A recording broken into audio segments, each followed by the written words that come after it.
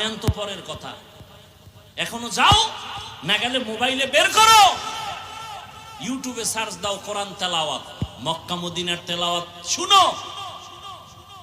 দেখবা ইমামও কাঁদে, মুক্তাদিরাও কাঁদে, শুধু আয়াত শুনা শুনা।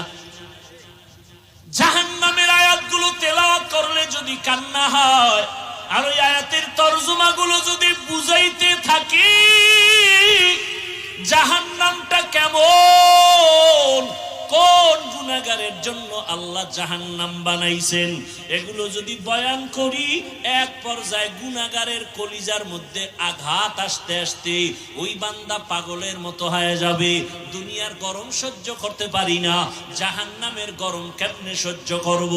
দুনিয়াতে মশার কামড় সইতে পারি না, জাহান্নামের আযাব কেমনে সহ্য করব? এইভাবে শুনতে শুনতে দিল নরম, যত ভয় আসবে তত গুনাহ ছাড়া সহজ হবে। নেক আমলওয়ালাদের জন্য জান্নাত, গুনাহগারের জন্য জাহান্নাম। জান্নাতটা কেমন আরামের ঘর আল্লাহ তাও বয়ান করেছেন, জান্নাতিন তাজরি মিন তাহতিহাল আনহার খালিদিনা ফিহা। জান্নাত এমন এক আরামের ঘর যেখানে অশান্তি বলতে কিচ্ছু নাই, শুধু